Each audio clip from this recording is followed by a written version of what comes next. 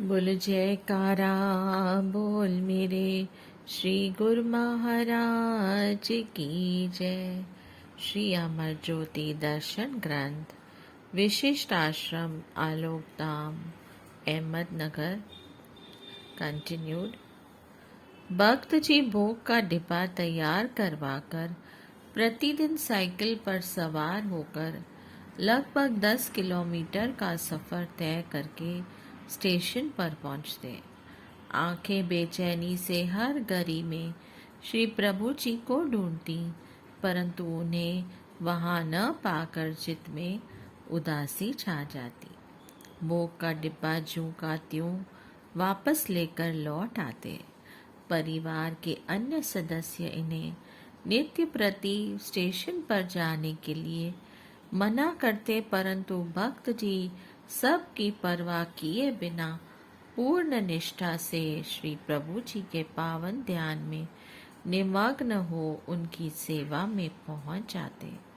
उनकी यह न जाने जैसी परीक्षा थी। फिर वह दिन भी आ गया जब वे स्टेशन पर पहुंचे ही थे कि उन्हें एक गाड़ी के दरवाजे पर महात्मा शांत पूर्णानंद जी खड़े हुए दिखाई दिए। वे तुरंत उधर की ओर बढ़े और पूछा कि श्री प्रभु जी किधर हैं। उधर आपने उनकी आवाज़ सुनकर महात्मा परम योगानंद जी को फरमाया कि देखो, बाहर भक्त भगवान दास जी आए हैं।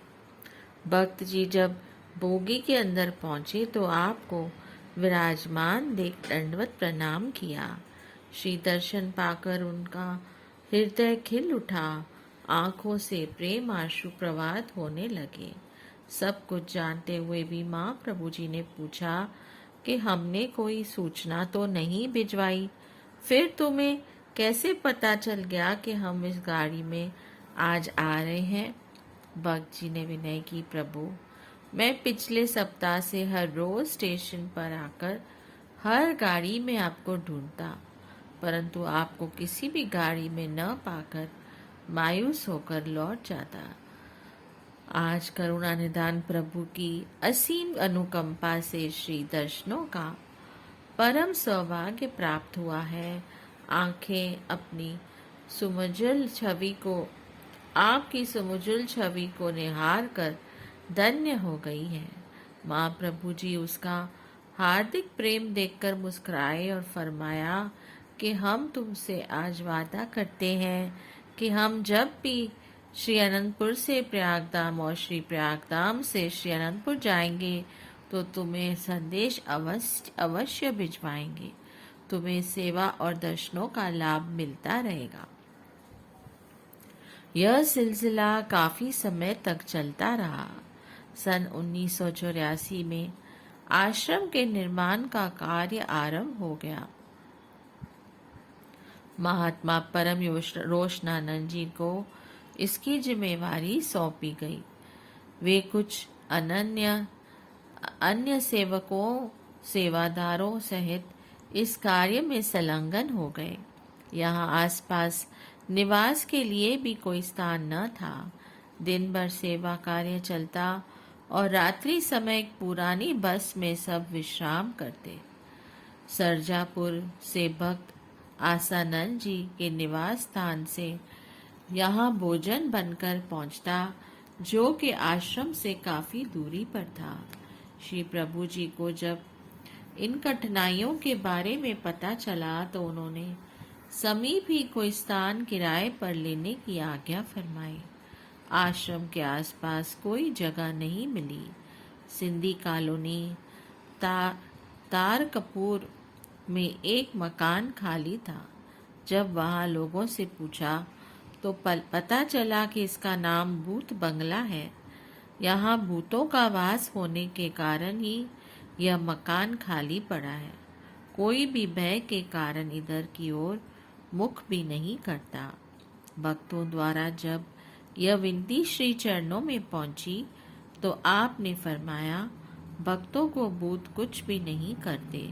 यहाँ नियम से जब श्री आरती पूजा होगी, नाम जाप होगा तो वे भूत स्वतः ही यहाँ से पलायन कर लेंगे।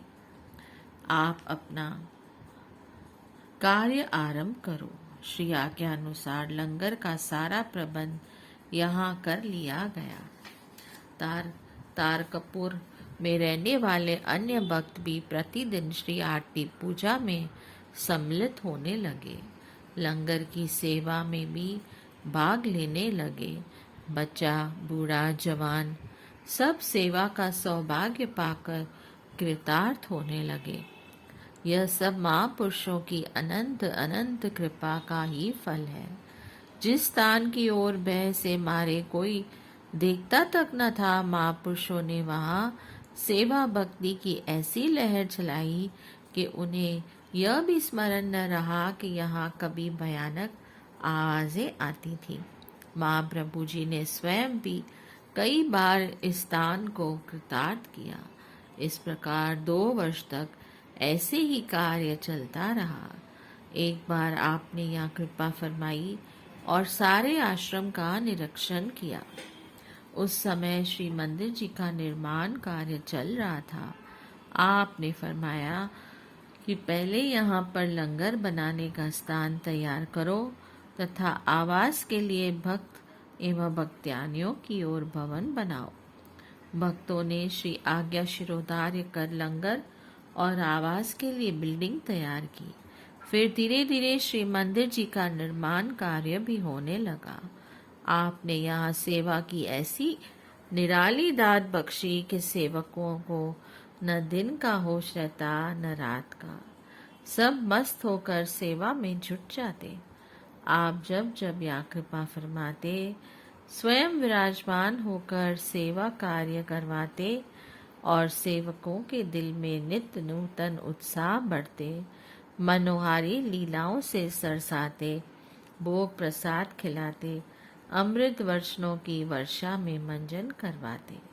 प्रेमी जन भी इस दिव्य आनंद की मस्ती में खोए हुए अपने धन्य भाग्य मनाते। आश्रम के पास जहाँ केवल एक ही मकान था, वहाँ पर भी 15-20 बंगले बन गए। उनमें रहने वाले 8-10 परिवारों ने नाम दीक्षा ले ली। सेवा व सत्संग में उनकी रुचि बढ़ती गई और वे इस स्वर्णिम अवसर को पाकर धन्य भाग्य मनाने लगे। श्री मंदिर का कार्य लगभग पूर्ण हो चुका था। आसपास का सारा स्थान अभी बिल्कुल खाली पड़ा हुआ था। यहाँ पर न कोई बिल्डिंग और न ही कोई पार्क आदि बना हुआ था। यहाँ इस खुले विशाल स्थान पर समारोह के लिए टेंट लगाए गए, जहाँ लंगर आदि की व्यवस्था की गई। मनमार, येवला, नासिक, औरंगाबाद एवं अन्य समीप एवं दूरवर्ती स्थानों से प्रेमी गुरुमुख यहाँ आकर श्री दर्शन और सत्संग का लाभ उठाने के लिए एकत्र होने लगे। महाप्रभु जी प्रातः श्रीकार में विराजमान होकर टेंट के मध्य में बने हुए रास्ते से बाहर सैर के लिए जाते तो कुछ गुरुमुख कार के पीछे पीछे जाते। उन्होंने देखा कि आप 1-2 जगह पर खड़े हुए सुरक्षा कर्मचारियों के पास कार रोकते। वे श्रद्धा सहित श्री चरणों में शीश झुकाते तो आप फरमाते कि ये तुम्हारे बहुत ऊंचे भाग्य हैं जो इस सेवा का सौभाग्य मिला हुआ है। उन्हें प्रसाद देकर आप पीछे आ रहे गुरुमुखों से सड़कों की सफाई की सेवा करवाते और बहुत ही मौज में आकर श्री मुख से ये वचन फरमाते कि सेवा की दात देकर हम आपको तन मन को पवित्र करने का साधन एवं सुअवसर प्रदान कर रहे हैं। इस स्थान पर समय पाकर कई बार गुरुमुख प्रेमी निवास करेंगे। अनंत यह सौभाग्यशाली दिन और सुहानी घड़ी आ गई जिसकी सभी गुरुमुख प्रेमियों को बहुत उत्सुकता से प्रतीक्षा कर रहे थे। श्री मंदिर जी को सुवासित पुष्पों और बिजली की टिमटिमाती लड़ियों से खूब सजाया गया। 7 दिसंबर सन 1986 के शुभ दिन श्री परमहंस सद्गुरु जी महाराज ने निज कर कमलों से श्री मंदिर जी का भव्य उद्घाटन किया।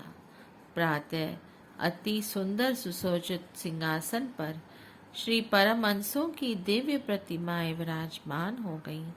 हार पीताम्बर पहनाकर उन्हें केसर तिलक से सुशोभित किया।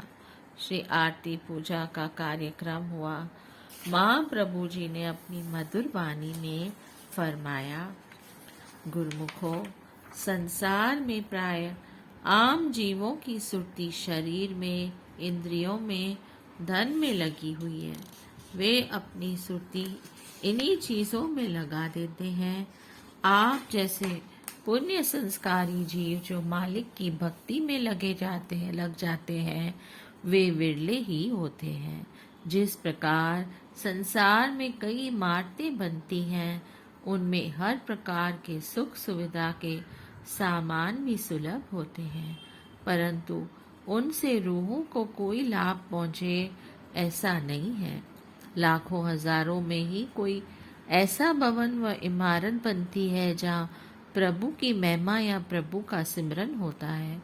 जैसे आप देख रहे हैं कि यहाँ आज जो श्री परमहंस अद्वैत मंदिर का शुभ उद्घाटन हो रहा है, गुरुमुख जन यहाँ आकर श्री आरती पूजा और भजन अभ्यास करके अपनी रूह का कल्याण करेंगे। यह सुनहरी अवसर आप जैसे विरले भाग्यशाली गुरुमुखों को मिलता है। इन नियमों पर चलकर वे अपना जीवन सकार्थ कर लेते हैं। आम संसारी जीव ऐसे अनमोल समय को व्यर्थ गंवा देते हैं। गुरुमुख संसार में रहते हुए भी भजन अभ्यास करके अपनी असली चीज को प्राप्त कर लेते हैं और अपना लोक परलोक संवार लेते हैं। वे अपनी कमाई में गफलत नहीं करते, अपना तन मन धन सारी ताकत मालिक के नाम में खर्च कर देते हैं और सच्चा लाभ प्राप्त करके खुशी से अपना जीवन व्यतीत करते हैं। महापुरुषों की भी यही मौज होती है। उन्होंने जो भी यह रचना रचाई है, सब गुरुमुख यहाँ आकर भक्ति का सच्चा लाभ प्राप्त करें और अपना लोक परलोक सफल करें। सबको आज के समागम की बहुत बहुत बधाई हो। इस प्रकार शुभ मुहूर्त के इस दृश्य को मन मंदिर में बिठाते हुए सब ने दिव्य अलौकिक आनंद की अनुभूति की। श्री प्रभु जी ने भी समस्त संगत को अपना शुभ आशीर्वाद प्रदान करते हुए निज मुख से मुबारकबाद दी। उस सुहाने सुखद अवसर पर ऐसा प्रतीत होता था कि मानो देवता गण भी इस समारोह में सम्मिलित होकर नव मंडल से पुष्प वृष्टि कर रहे हो। महापुरुष हर क्षण हर पल परमार्थ पद की ओर उत्तरोत्तर बढ़ते हुए अनवरत जीव कल्याण करते हैं। जिस पर उनकी कृपा दृष्टि पड़ जाए, अनायास ही उसका उद्धार कर देते हैं। अहमदनगर में श्री मंदिर का मुहूर्त करने के पश्चात श्री प्रभु जी कार द्वारा श्री प्रयागधाम की ओर जा रहे थे। साय समय सड़क के एक ओर कार रुकवाई। वहां पर खेत में 10 मिनट तक भ्रमण करते रहे। खेत के किनारे पर खड़े एक बुजुर्ग व्यक्ति पर आपकी दृष्टि पड़ी। उसकी ओर निहारते हुए पुनः कार में विराजमान हो गए। कुछ समय आगे जाने पर कार रुकवाई और स्वयं नीचे उतरकर सेवादार को संग लेकर सड़क पर चलने लगे। पीछे पीछे धीरे धीरे कार भी आ रही थी। खेत के किनारे खड़े उस बुजुर्ग व्यक्ति को आपने पास बुलाया और फरमाया, भगवान का नाम राम राम लेते हो? उसने कहा, नहीं, मुझे खेत के कार्य से अवकाश ही नहीं मिलता। श्री प्रभु जी ने उस पर कृपा करते हुए पुनः फरमाया कि खेत में काम करते हुए या अन्य कोई कार्य करते हुए भगवान का नाम राम राम जरूर जपा करो। श्री वचन श्रवण करते उस बुजुर्ग ने राम नाम का उच्चारण किया और अपने अंदर एक नई स्फूर्ति को पाया। उसने श्री चरणों में माथा टेका। महाप्रभु जी ने कार में से प्रसाद मंगवाकर उसे प्रसाद देते हुए पुण्य फरमाया कि चलते फिरते उठते बैठते राम नाम का जाप किया करो। श्री सद्गुरुदेव जी महाराज स्वयं उस व्यक्ति के लिए लौट कर आए और उसके संस्कार जगाए। यह है परमार्थ पथ में महानता और विशालता का एक स्वरूप। इन गुप्त रहस्यों को जीव बुद्धि नहीं समझ सकती। इस आश्रम के बन जाने से श्री प्रयागधाम से श्री आनंदपुर तथा श्री आनंदपुर से श्री प्रयागधाम जाने वाले गुरुमुखों को सुविधा मिल गई। ट्रक, पिकअप एवं अन्य गाड़ियां यहाँ जलपान कर कुछ विश्राम वाले थी। आसपास के लोगों को सत्संग और सेवा का स्थान मिल गया। समय समय पर श्री सद्गुरुदेव जी महाराज भी यहाँ श्री दर्शन देकर गुरुमुख प्रेमियों को घर बैठे ही श्री दर्शनों से लाभान्वित करते रहे। करुणा में श्री सद्गुरुदेव जी महाराज ने स्थान स्थान पर इन विशिष्ट आश्रमों की स्थापना करके सत्संग के द्वार खोल दिए। यहाँ आसपास के क्षेत्रों में रहने वाले गुरुमुख प्रेमियों को सत्संग की अविरल धारा में मज्जल करने का परम सौभाग्य मिलता है, जो कि पूर्वले जन्मों के पुण्य संस्कारों का शुभ सूचक है। संत पलटूदास जी संत महापुरुषों की सत्संगति में आने से होने वाले परम लाभ का वर्णन करते हुए कथन करते हैं। पूरब पुण्य भये प्रगट, सत्संग के बीच में जाय पड़ी। आनंद भयो जब संत मिले, वही शुभ दिन वही शुभ घड़ी। दर्शन करत त्रय ताप मिटे, बिन कौड़ी दाम में जाय तरी। पलटू आवा गमन छूटा,